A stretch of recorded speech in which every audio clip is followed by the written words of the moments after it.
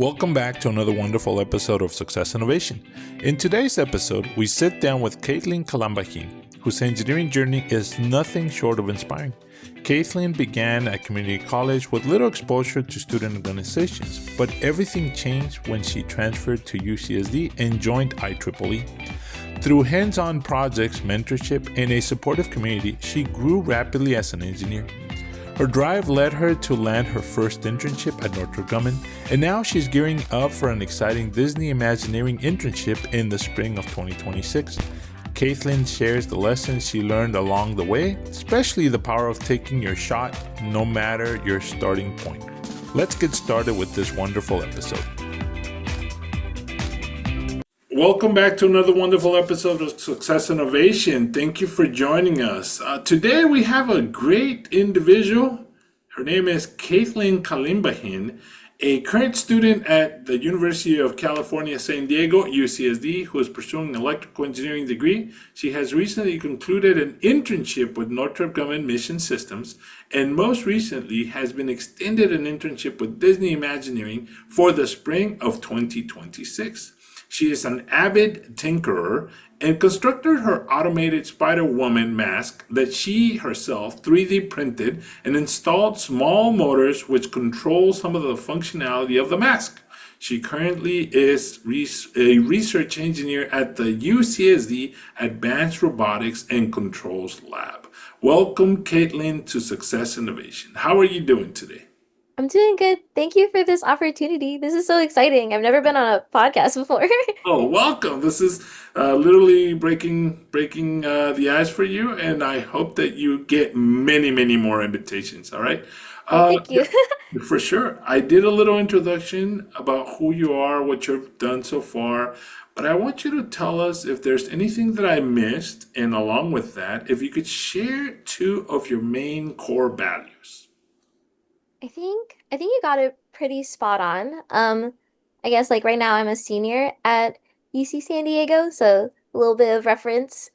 Um, and as for core values, actually this one came from my mentor when I worked at or interned at Northrop Grumman. Something that he really drilled into me was closed mouths don't get fed. So that's something that really stuck with me. Um, and what that means to me is if there's an opportunity, if there's something that you want, don't be afraid to like mention it or say that you want it or seek out an opportunity. Just because you don't really think you can do it doesn't mean like you should just not do it. Um, a second core value that I have, um, treat people how you want to be treated. I think a little kindness can go a long way. You don't really know what anyone's going through, so just a little like, I like your shirt, or you did really good on your presentation, like can really make a huge impact. It's awesome. So, closed mouth don't get fed. So, make sure that you speak and advocate for yourself. And the other one is treat people the way you want to be treated, right? So, essentially, the Yes. golden rule. So, Yeah. yeah, so that's really good. Thank you. Yeah, that's those are important core values, and I always ask our guests to go ahead and share their core values because they, eventually do reflect who you are, and also within a company, if you don't align with some of those core values, you're not going to be necessarily happy with them, right? So that's why I True. normally ask about those core values.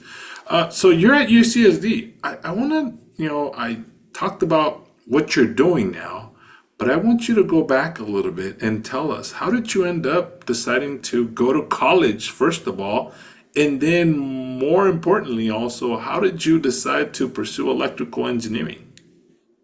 Yeah, great question. Um, I think once I got out of high school, college was kind of like, at least to my family, I come from like an Asian family, so they kind of drilled like you have to go to college. And so I was like, okay, I'll go to community college. I don't really know what I'm doing or like how I'm figuring things out. So I took all the general eds there. And I think what really pushed me towards electrical engineering, this is gonna sound like really cheesy, but as a kid, I grew up like watching Iron Man and like all the Marvel movies. And I think that really like inspired me of, okay, maybe engineering's kind of cool. I'll try to go towards that. And then I found out about electrical engineering, and that's where it felt like kind of like the core of engineering. So I was like, okay, I'm gonna commit to this, and I haven't stopped committing. Okay, well, good for you. So, congratulations to Marvel for inspiring young minds to continue going into STEM, right? So that's really cool.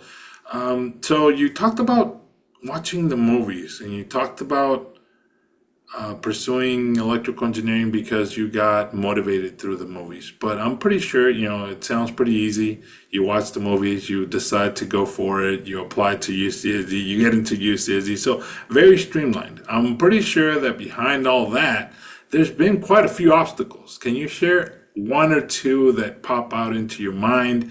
How did you overcome those obstacles? I think a really big obstacle that I had was since I'm a girl, so being a girl in engineering, you tend to like be the only one in the class. And I think that really leads to this feeling of like I don't feel like I belong here. Everyone's so smart. I don't really feel like cut out for this. But I think what really helped me overcome that was learning publicly. And what I mean by that is don't be afraid to ask questions. Don't be afraid to whoever you're sitting next to be like, hey, what does this mean? Because sometimes they'll be like, oh, I honestly don't know. And that's how you kind of like make that friendship of, okay, we're in the same boat. I belong here. I have people that can help me. And making that community, I think, really helped me, especially like early on in community college, where I was like really lost and not really like certain what I would do in the future. Um, Another obstacle. Oh my gosh, classes are hard. Engineering classes are so hard. Um, I think again it ties back into like, oh my gosh, am I cut out for this? Like you're watching the board, you're watching the professor do like this crazy math problem, and then you look down to take notes, and then you look back up and you're like, oh my gosh, the problem just got bigger. I don't know what happened. So yeah, I think yes, classes are hard, but really utilize the resources that like schools give you. Don't be afraid to ask for help. And just know that you're in a room full of a ton of other people who are probably also confused and scared. So don't be afraid to reach out. So you mentioned the resources that the school actually provides, right? And it sounds simple enough to say raise your hand, but when you're in a class at the university level, at community college is a little bit different. It's a little smaller, it's more intimate, the professor is more accessible, whereas within the university you're talking about if you get to the first couple courses, you're talking about 200 plus people, right? So Right. how do you overcome that obstacle, that fear of raising your hand, first of all, and public speaking, essentially, and asking a question out loud? How did that happen?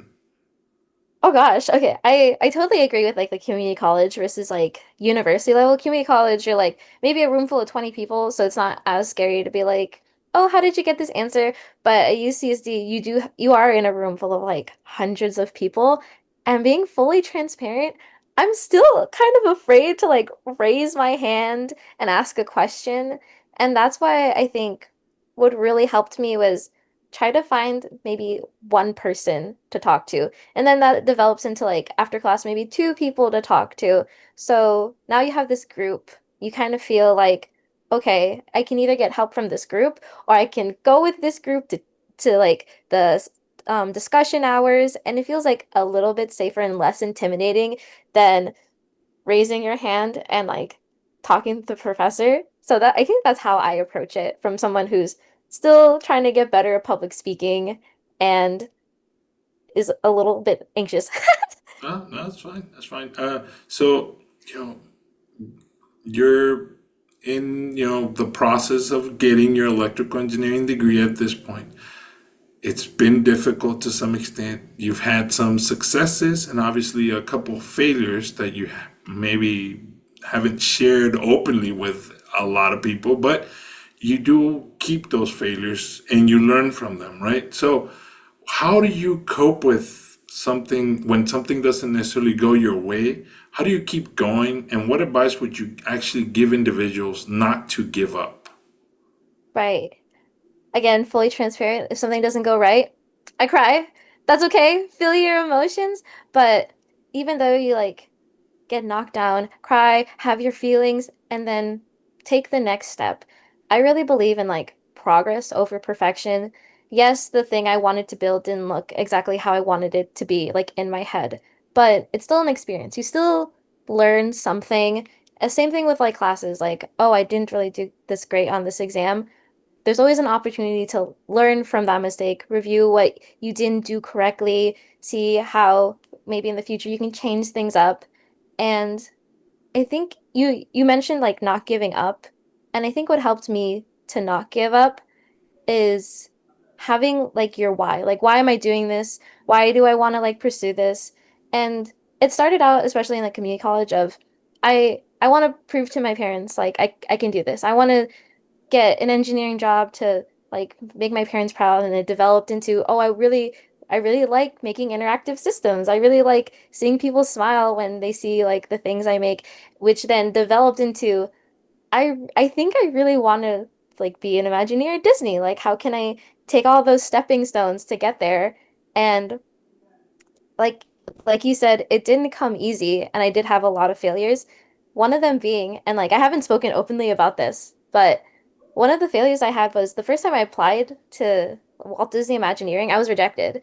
And that was so heartbreaking. I was so distraught, and it really hit me of like, oh my gosh, am I cut out for this? I'm like, it's like me against like thousands of other people who apply from like MIT and like Caltech and like Berkeley, like, can I do this?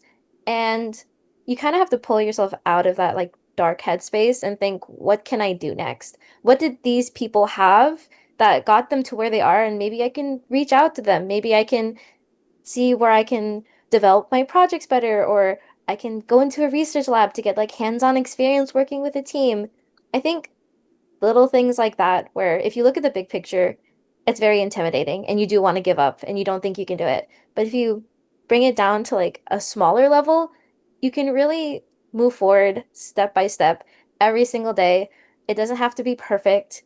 And I think another like little saying that I tell myself is, how can I escape a jail made of cake?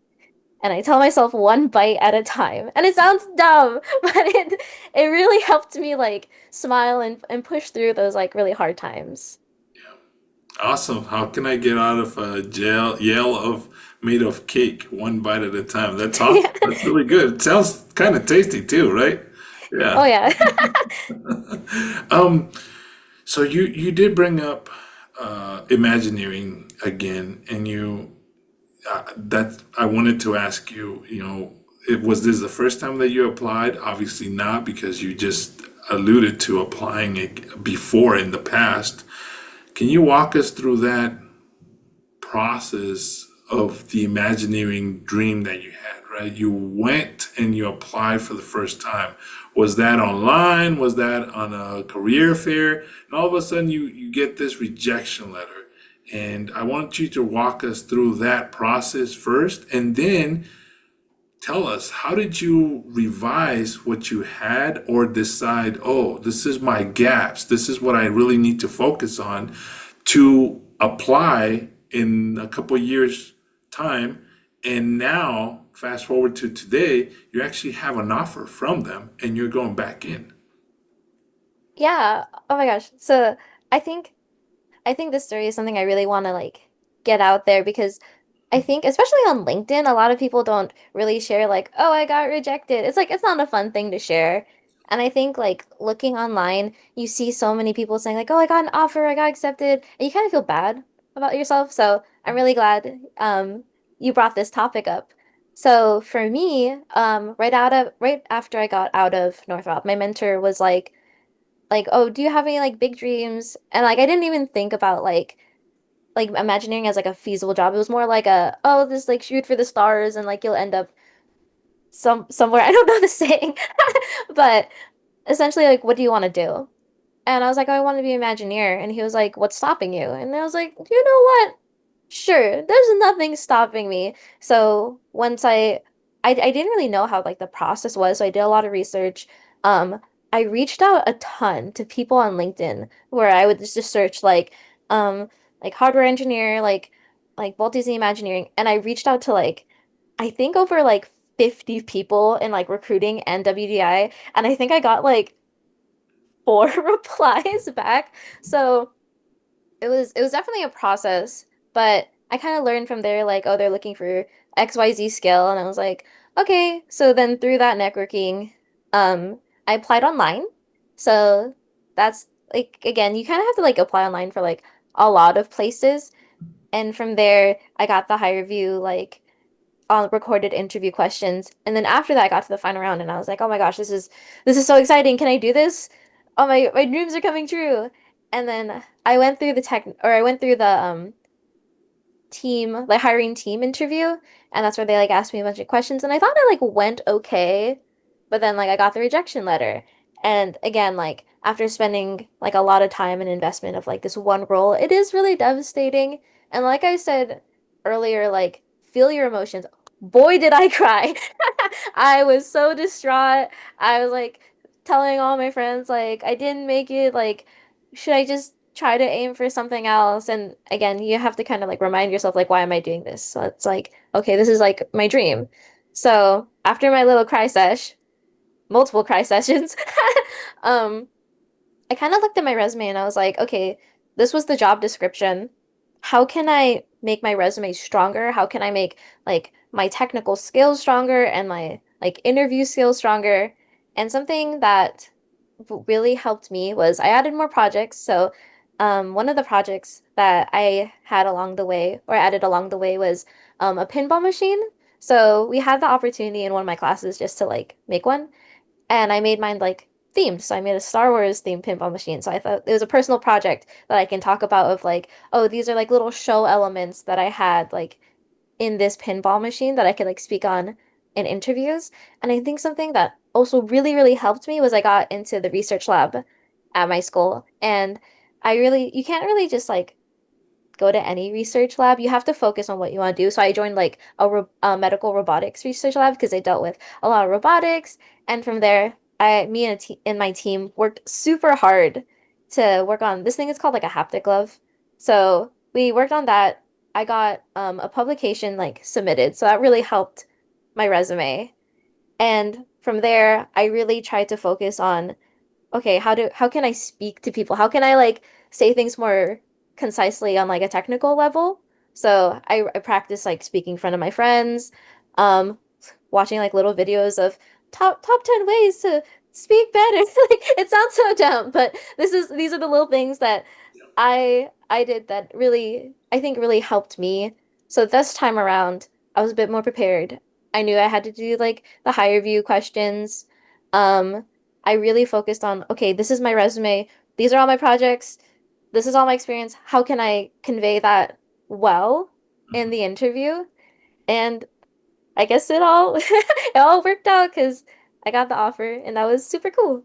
Yeah, awesome, fantastic, and that leads me to the next portion of the conversation. That we're focusing on your new role as the Imagineer, but at the same time, you did a lot of pre-work, and you alluded to group sessions, making study groups, et cetera, taking advantage of opportunities. One of those is IEEE, right? That's an organization. It's Yeah. for electrical engineers, and maybe some people haven't heard about it. Can you quickly tell us, in community college, did you know about IEEE? When did you actually find out about IEEE? And what are the benefits that you're reaping off of this organization?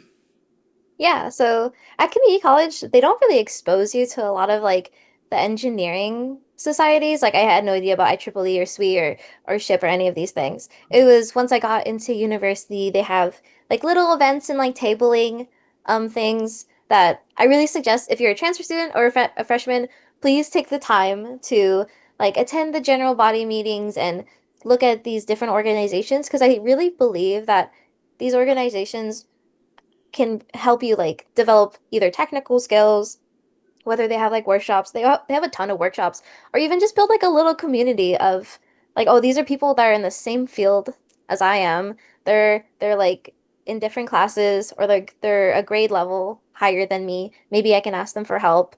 So that's when I discovered IEEE. And again, like for the benefits, develop like a little community where especially like let's say for SWE, like, oh, I'm a woman in engineering. I feel like I never see that. Maybe like two or three people in my class. But then you go to this like event on campus and you're like, oh my gosh, there's like actually so many of me and I can like make friends here. And things with like IEEE Suite and like SHIP as well is you can attend networking events or like conferences. That is something I really, really want people or really want students to take advantage of is that sometimes if you have a group of people, the school will like fund you going to these like conferences, and that's where the networking comes in. You can talk one-on-one with recruiters or one-on-one with like engineers that you're interested in like learning from. So I would really push students to check out those events. On a bigger scale, you could go to a conference. On a smaller scale, you have a cool group of friends you can hang out with and go to a fun little workshop. Yeah, that's great. So you mentioned several of them, obviously SHIP being one of them, IEEE, Woo! 3. So when you found out about it, what's your recollection? What's the best memory of being involved in any of those organizations that you mentioned? And which one kind of pops out? Obviously, IEEE is more down your alley because you're pursuing electrical engineering, but what memory pops out at you the most? A memory. So for IEEE, I was actually the technical chair for a while. I learned like great leadership skills there, learned from like a lot of like incredibly smart people. And one of the events or like memories I have that like I hold really close to me is I led a soldering workshop, but instead of just like, oh, teaching students like, oh, this is how you put like hot metal on like a PCB board, we made it a Christmas themed event. Hmm. So we made a little Christmas tree and it was so fun just like having Christmas music being played in the background where I showed people like my theme slides of like, oh yeah, this resistor goes here or like, oh LEDs have like polarity, so you gotta make sure you got the positive and negative sides right. And you don't realize that like because to you you're like, oh I'm studying this, like this is like something I know. But I had like freshmen come in being like, I don't know what I'm doing, but I came here because my friend told me to, and it's like, oh my gosh, that's so exciting. Let me expose you to this thing. And then students got to walk away with their own little LED Christmas trees. And yeah, like some people struggled here and there, but I think it was just fun, like seeing people grow. And I think that's something that really excites me. Like, side tangent is I love seeing someone try something new that I'm passionate about and they go, oh, wow, that's actually cool. And I'm like, right, it's cool. You get it. Ah! And it's like, it's super exciting. So definitely hold that near and dear to my heart. Awesome. Thank you for sharing that little side note there. Which brings us back to the first time they actually applied for the Imagineering position. You were lacking maybe a couple of those soft skills, public speaking, confidence level maybe wasn't on par, right? And some of True. the panel probably picked up on that you didn't give them 100% fuzzy feeling for them to say that's the candidate that we're going to select, right? Fast forward a couple years, maybe a year or two go by, you decide to be the technical chair, you go to some of the maybe one or two conferences, you're leading workshops, you're the leader within your campus, right? People I see try. well, this is how you start. You develop those skills slowly. You eat the cake prison one bite at a time, right? Essentially. So this is what you ended up building up to. And this is why I go back to this particular example because I want individuals who are listening, maybe they are overwhelmed with an idea or a decision and they don't know how to tackle it. So you have to do it one step at a time. It is going to take a while before you're actually able to achieve something that is worth your while, to be redundant. But at the same time, I think that's what you're alluding to, isn't it?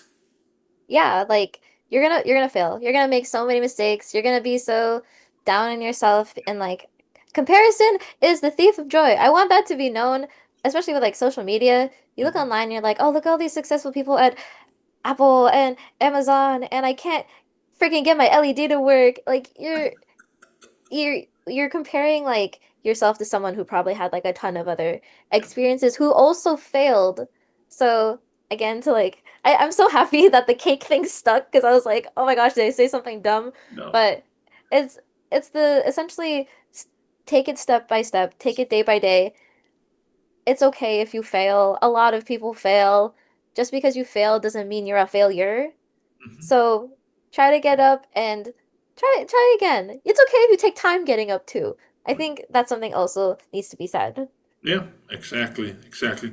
Which we go back to your internship experiences, right? So I mentioned that you did a Northrop Grumman experience or internship 2 years ago or something along those lines, and Yep. then you're currently doing the UCSD Advanced Robotics and Controls Lab internship or work research that you're doing there, and you have secured the Disney Imagineering. Sounds very successful, right? When you look at it, just like that. But I want you to go back and if I'm starting out, how do I even chip at looking for an opportunity, get the courage to go ahead and apply, let alone obtain and secure the first internship? How do you do Right. that? Right. Oh yes, this is honestly my favorite question because I think I really relate to students because I was there. I was like I wasn't sure what to really do. So I think my advice for students on like landing their first internship or landing like whatever opportunity they want to achieve is always start small. Try to start with like little personal projects. Like I made an Iron Man helmet, but that was like back in like community college. So but that little like project that I did helped me land my internship at Northrop Grumman. I attended attend events. I attended an event meant for transfer students. And I could show my project and I could talk to the people there of like, oh, I worked on this thing. And I think don't don't overlook little things like projects. So start off there. And then from project, I would say reach out to student org. See how you can be a part of the community because that's how I really think you can develop like leadership skills and figure out and learn from like other people, like your own peers of like how did they do something. So after you get into like IEEE or SWE or any other like engineering or your field specific student organization, try to reach out to labs. Labs are incredible. They're doing amazing things, especially at like UCSD, where you try to find like a professor you want to work with. And I know that's really hard, especially because professors are like super busy. So this is my quick top 10 tricks of how to get into a lab. Take the professor's class. Take the professor's class. Try to talk to the professor there. I think it helps you a little bit more than just like cold emailing your professor because they get a ton of messages a day. Or reach out to like a PhD student who's in the lab and say like, "Oh, I'm really interested in what you do." I think that can really help you. And then once you go from little project to student org work to working in a lab, I think you'll have enough experience by then to like apply for internships. Not to say like don't apply along the way. Definitely apply along the way because I know a lot of students are like, "Oh, I don't know if I should apply for this. Like I don't have like enough experience in like XYZ." Just do it. Like you don't know what would happen. You never know. You miss 100% of the chances like opportunities you don't take. So definitely apply. And I think applying and getting rejected, that's kind of just how the game works. So getting used to like, okay, like I didn't make it here. Maybe I can see why I didn't make it here. Learning like little pieces along the way will really help you. Again, like if your goal is I want an internship, that big goal is super intimidating. And that's where you kind of have to step back and say, okay, how can I get there? And that's my advice to students. Thank you. Oh, thank you for sharing that. That's great. One step at a time. Make sure that you reach out to individuals and good advice on taking the professor's class and or befriending a PhD student that's actually working in that particular lab and trying to get in through that avenue. That's also a very, very easier, more accessible way to get access to that particular lab. From your experience with advanced robotics lab, with this particular advanced robotics lab. How has that actually helped you expand your knowledge, and also how influential do you believe that was during your application the second time to the Disney Imagineering group? So for how much it affected like my application, I think it affected it a lot. Like during my interview, during interviews they usually ask you like things on your resume, and my interviewer asked me about like, oh, what is this like project you worked on in your lab? And that was something I could say what I did, put my name to, and discuss like, oh, how did we get to this thing? And I think what again really helped me with the lab was problem solving skills and that hands-on skills. Like usually also working with a team. That was something like I didn't really have a lot of experience, especially with like little personal projects, where if something didn't work, I was like, I'll just like try it my way again or try something like different. But with a team, you get to collaborate. You get to talk through and be like, what about this? Or like, what if we do this? And I think that collaboration really helps you like see things outside of your perspective, where like because someone might have experience like more mechanical experience, someone might have more like software experience, and that really helps you like grow your knowledge. So that was something like that I could like also speak on, like working with like an interdisciplinary team. But I think the most important thing is debugging like hands-on. You can go through the process of like, okay, something that I'm working on isn't working. Okay, maybe check the wiring. You develop a list and that skill set of like, I can check this, I can check is everything connected? Is it the components? Or then you can move on and be like, okay, is it the software? And that thought process, I think, is something that recruiters and interviewers really look for is you have a problem, how can you solve it? That's like the whole thing about engineering. And I think that again comes back to progress over perfection. You don't have to get the answer right, especially in like research. A lot of people are like, okay, we'll just try this thing based on like this idea I have, and it might fail, and that's okay if it fails because you've learned from that failure, and those skills really translated to the interview, especially with Disney, because I was actually shown like a schematic, and it was something that I didn't have a lot of familiar with. It was called like a PLC, and they asked me like, okay, how would you go? What would happen if like this component was on? And I was like, okay. And I spoke out loud during that interview. I wasn't like quiet, like thinking in my head. I said my thought process. I said why I think this would work. And funny enough, I got the answer wrong. Like I got partially right, but we'll just say like I got the answer wrong.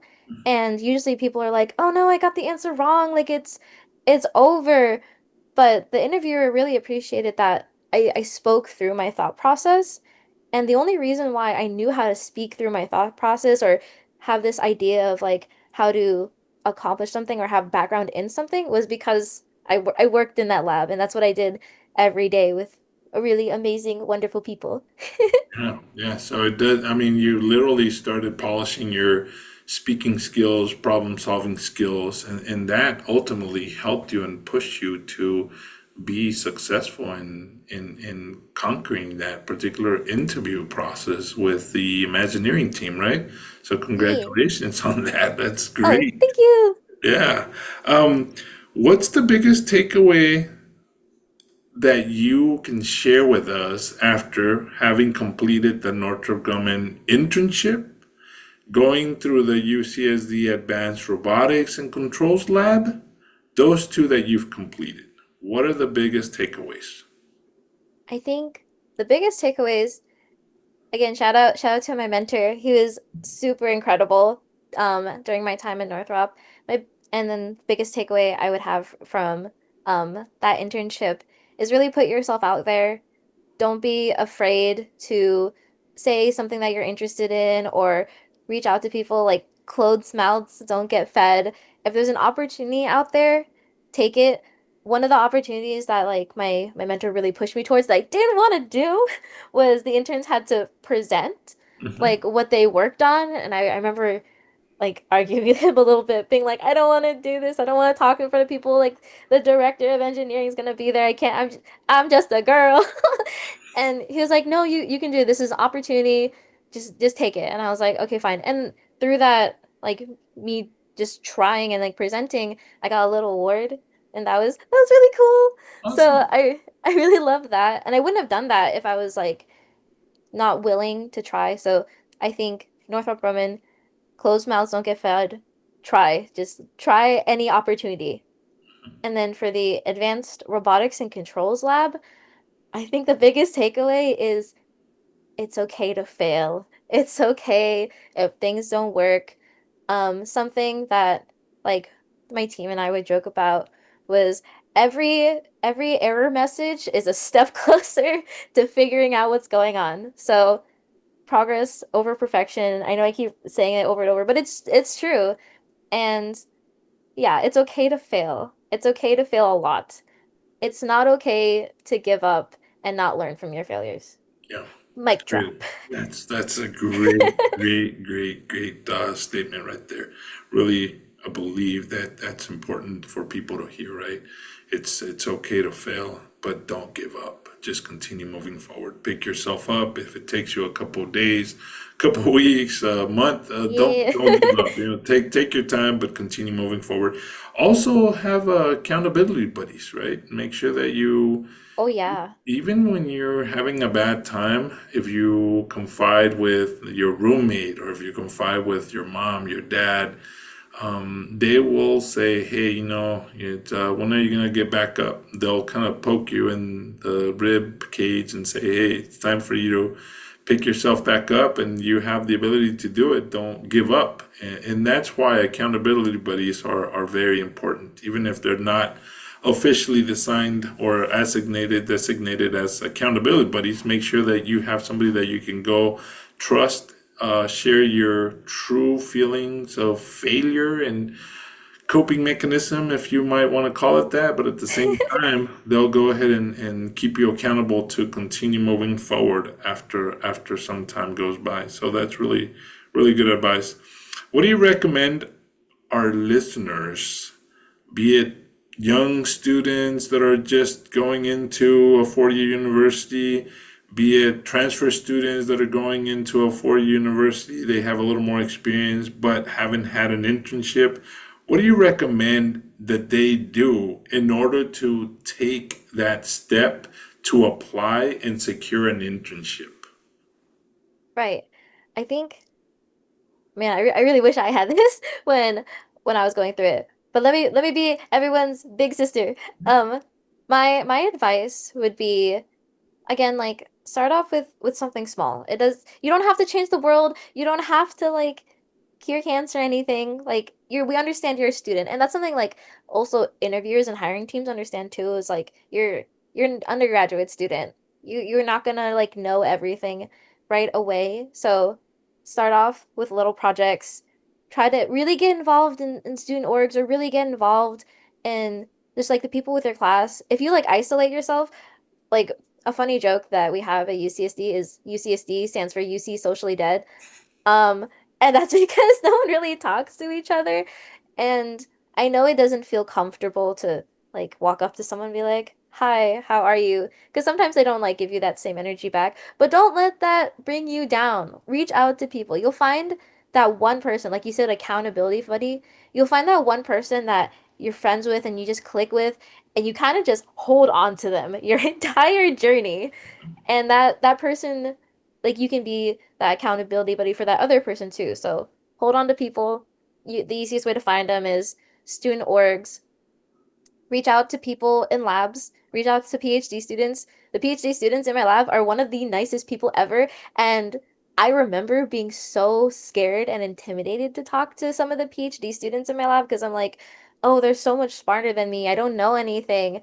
But at the end of the day, they're just people. Like they've also struggled. They understand like you're just a student. And sometimes you have like similar hobbies too. So and then you make a friend. So definitely reach out to people in labs. And then the final stepping stone would just be apply, just keep on applying. Like I'm sure students have heard the advice of like, oh, tailor your resume and like keep it to one page. I think that's pretty known, but don't be afraid of applying even if you feel like you're not ready, because you just never know. At the same time, be okay with getting that like rejection email and understand that you're in a boat of other people who have gone through the same thing. Again, just because you failed does not mean you're a failure. Right, right. But obviously, with that being said, reach out to individuals that have succeeded or that you view Yeah. as successful, right? And ask them, hey, can you take a couple minutes to review my resume and Yeah. or maybe talk with me and let me know what you did to actually get to the same position you're in. I really want to pursue a similar path, et cetera, et cetera. So get that groundwork going and get that perspective, and who knows, that individual might actually become your mentor and or advocate, that they might actually say, hey, after you did a great job, you followed my recommendation in the resume updates that you did, I'm going to refer you to a position, and you might actually get something more than what you actually expected. So just keep that in mind, right? That's Yeah, great. definitely. Yeah. I I think continuing off of that, a thing that like a lot of students don't have like they weren't really taught because like you're just not taught these like networking skills in classes is like try to reach out to people and like say like, hey, can we have like a 30-minute like coffee chat or like a Zoom chat? I just want to learn about like your story. And I think that's the number one thing I want to like emphasize is when you reach out to these people who like you admire, they're on the path, either they're like the people that you like want to be, reach out to them with the idea of I really want to make a friend. I really want to learn about how this person got here and not just be like, can you give me a referral? Or can you refer me to this position even though I've like never spoken to you ever and this is just like a cold like LinkedIn message? Like it doesn't I don't know. I feel like for me it doesn't really show that you want to learn, it's just you want like something to like be given to you. Yeah. So really go forward with like I'm gonna try to make a friend because more friends are great. Yeah, exactly. Yes. And more professional friends are even better, right? So, So true. yeah. With that being said, is there anything that you want to add about being a student, about your trajectory, reaching out to getting internships, about mentorship? Is there anything else that we maybe didn't touch on so far? I would say it when you're like when you're a student, you're really locked in on homework and let's say you are getting flooded with like the rejection emails and it's very overwhelming. It's a lot. And I want to tell all the students out there that it's gonna be okay. Everything's gonna be okay. It feels like the end of the world now, but I promise you it's not. And you're gonna have a lot of those moments where like, oh, the world's ending and I'm failing this class or like I didn't get my dream internship. It's kind of funny because I tell my friends this all the time. Exactly a year ago, I was reaching out to people, cold emailing, like, or cold like messaging people on LinkedIn, like, just getting being left on red, crying because I wasn't like in a lab, and also crying because I was like rejected from my internship. And that was exactly a year ago, where I really felt like I'm the dumbest person ever for doing this. I can't do this. Like this what sets me apart from like all these like hundreds of people. I should just like settle for something like smaller. And it was really those like accountability buddies that I had and like that support system that really like nudged me of like, are you sure? We'll always support you with whatever you want to do, but are you sure? And like again, fast forward to a year later, like I got the role. I'm in an incredible lab. I'm in my senior year of UCSD, and I just feel so much better. So you just never know where you'll be in like a year, 5 years from now. So like, pretty please don't give up. Pretty please don't sell yourself short. You'll never know what happens. And I promise, like this is me holding the viewer's hand. I promise things will get better and I promise things will be okay. And Yes. if anyone like feels like alone or not feeling the best, like I'm here. Yeah. I'm all of your big sisters now. Yeah, awesome. Thank you. Thank you, Caitlin. We go to the next phase called rapid fire. So these Okay. are questions that, take a minute or two to quickly respond of whatever Okay. you're thinking about. All right. So, rapid fire. Good leaders always create good leaders. Do you have any individuals you actually look up to? Who are your mentors? Oh, my mentors. Oh yeah, shout out Alex from Northrop Grumman. I forgot how to pronounce your last name, but Alex, he's super cool, super down to earth. Shout out to him. He's really Awesome. nice. Awesome. Thank you. The next question is, there's, people always ask you questions. How are you? What's going on? Plans for the weekend. But what's the one question that you wish people would ask more about you, but seldomly do? Seldomly do. Like, is it like a passing by kind of question? No, no, something that you wish people would actually ask you. Oh, um, do you want to grab a coffee? Do you want to hang out? Um, what's something that's really exciting to you? Like, I think those are good questions. Okay, so that's something that you wish people would actually ask you. Hey, do you want to grab a coffee so that you could sit down and talk to them a little more other Yeah. than just how's it going? How's the day going, right? Yeah. Okay. I definitely agree with that because you just say good. You That's your automatic response. You go good and you just walk away. Yeah, exactly, right. Um, so we talked about Marvel. We talked about your hero and being Iron Man when you were younger. But to you, what do you believe your superpower is? My superpower? Oh gosh. I think my superpower, especially if you're my friend, like I'll support you no matter what. I'll be there for you. If you ever need anything, like I'm here. So I think my superpower is being a good buddy. Being a good buddy, that's really great. Dependable person, dependable friend. If somebody needs support, help, you're always there to lend a helping hand, right? I Okay. try my best. Is there any particular book, movie, or podcast that you believe has made an impact in your life and you wish more people would actually take advantage of it? Book, movie, or podcast? Oh gosh. Okay, okay. This is gonna sound again really cheesy, but I really liked in or I think Into the Spider-Verse. Yeah, that's like the first one. The messaging of that movie, or like Across the Spider-Verse, it's the second one. So in the second one, everyone's like against Miles Morales, and like everyone says like, "Oh, you don't belong here," and like you'll never be Spider-Man, like all these things. But in like a quote from the movie is like after he's like done fighting like one of the bad guys, he says like, "I don't need to be Spider-Man. I'm gonna do my own thing." And I think that's a really good takeaway of you don't. There's gonna be people that are gonna be against you and you kind of just have to fight for yourself. Fight for yourself, believe in yourself first, and then go for it. Okay, that's really good. Yeah. Thank you. Um, at this moment, what is your definition of success? Definition of success. I think the definition of success for me would be someone who's made it, but they're not like super full of themselves. Like they stay humble. They understand like Rome wasn't built in a day. I wasn't given this opportunity. I worked for this. And a successful person will take that success and try to give it to other people. Real engineers solve problems. Real engineers help people is like something that I believe. Awesome. Thank you. Great definition. And for this one, I want you to close your eyes. Okay. We're gonna go back in time, and we're gonna go back in time to that Caitlin that's in possibly middle school, just about to transition into high school, right? And she has so many dreams.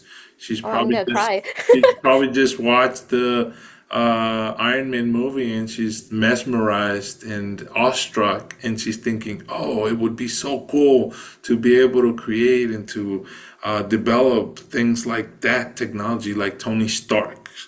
I want you to open your eyes and let me know, what would you say if you saw that young little 10-year-old girl come home and as she's walking in, you are there and you tell her, "Hey, I have about 2 to 3 minutes to share three big pieces of advice that I want you to take to heart that will change your life." Oh my gosh, this is so touchy-feely. I'm gonna cry. Big advice number one. When grandma tells you to wash the rice right away. Grandma's gonna be stronger than you for the rest of your life. So listen to grandma. Um, Big takeaway number two. you can do it. You can do it. I know you're gonna be sad. I know you're gonna struggle. You can do it. Just don't give up. Always try to learn.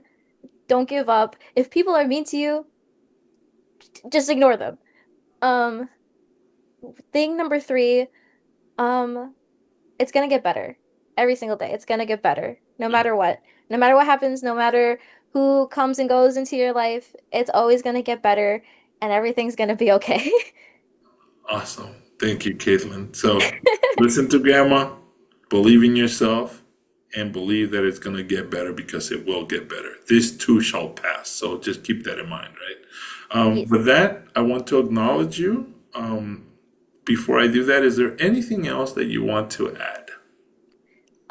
Anything else? I think I think that's about it. I Okay. think I Well, I yapped want to, enough. that's great. I want to acknowledge you for your success at UCSD, for your successful internships at Northrop Grumman, also for being such an avid individual that has navigated and gotten the position at the UCSD Advanced Research Laboratory. Also, I want to acknowledge you and congratulate you on getting that Disney Imagineering internship for the spring Thank of you. 2026. It's a big achievement, and you should be Aw. highlighted for that. I want to acknowledge you for taking the time out of your busy day and schedule to talk to me and to do this interview and to Oh, record it. And definitely appreciate your opportunity that you allowed me to speak with you. And I also want to encourage anybody who wants to reach out to Kaitlin to go ahead and do so. She's in LinkedIn. I'm pretty sure that you have an Instagram, but more professionally, they can reach out to you via LinkedIn for any questions, concerns, and or additional advice that they might need or want to obtain from you. So with that, thank you so much, thank Caitlin. So you. awesome, great interview. Really had a great time. With that, Thank hasta you so luego. much. Nos vemos. Bye bye. Bye. Thank you for listening to a fantastic conversation with Caitlin. We heard great advice and had plenty of laughs with her. Remember, the sure way to break out of that cake prison is to eat your way out one bite at a time. I hope you picked up some inspiration and practical tips to take with you on your journey. See you next time. Hasta luego. Bye bye.